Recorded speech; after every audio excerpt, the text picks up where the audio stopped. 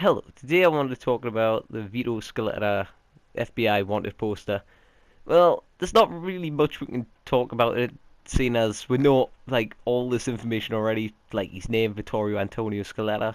Well, obviously him being the protagonist in the second game, we obviously know all this, that he was born in Sicily, that he had military service, but here's one thing that you might not have known, that Vito is in fact a restaurateur, well, meaning that he owns his own business. He owns a restaurant, and you might not know that he owns a fish restaurant in River Row. That he handles his day-to-day business inside the office and lives above the restaurant. And fish is quite a successful kind of business in New Orleans, aka New Bordeaux. So he's got to be making some money from that, but obviously that isn't his main occupation at the moment. He's obviously part of the Marcano syndicate. And yeah, let's have a look some more. His hair is green, brown eyes. Yep, this is basically his description. We've got enough of that already. Now, go leading on to the more interesting part of this poster. Scaletta possesses an unknown number of firearms and destructive devices. He has resisted arrest by firing at police officers. Some things never change, I see. And a known associate of Lincoln Clay, aka Robinson, Lincoln Robinson, which you know as Lincoln Clay's, like, not his birth name, but that's his adoptive name, of New Bordeaux, and Leo Galante of Empire Bay. And Leo is basically Vito's like mentor and who helped them throughout Mafia 2. If you now play Mafia 2, check out my update recap video. Considered armed and extremely dangerous. Do not attempt to apprehend without adequate backup. So really, it just describes who we already knew. Like, this is the same Vito Scaletta from Mafia 2. Well, this time he isn't controlled by a sociopathic player that just goes around shooting people and blowing shit up.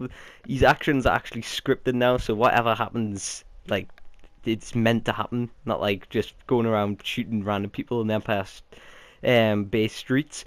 So the quite interesting part of this is that on the poster is at the top it has all of the laws that he's broken and all the stuff that he's did, like murder by killing Marcano thugs, extortion, that's them owning the businesses and extorting money to build the Lincoln Clay's empire. Interstate flight, I had to search out what that meant. That is really that they might try and escape the country by using like the airports and stuff, so they're on like the no-fly list. And if they are caught at the airport, then they will be arrested immediately. But what is quite interesting is robbery. Like, obviously the game has not came out yet, so we don't if he's actually been in a robbery. But it's quite interesting because Lincoln has the exact same on his poster. So we've got murder, extortion, and we've got robbery. But that could have been possibly linked to the heist at the beginning of the game with Georgie Marcano. But obviously Vito has one on his, so could there possibly be a heist that could put them up to this kind of notoriety within the city and in the country, seeing as they're being tracked by the FBI and wanted, so they must have been doing something really bad.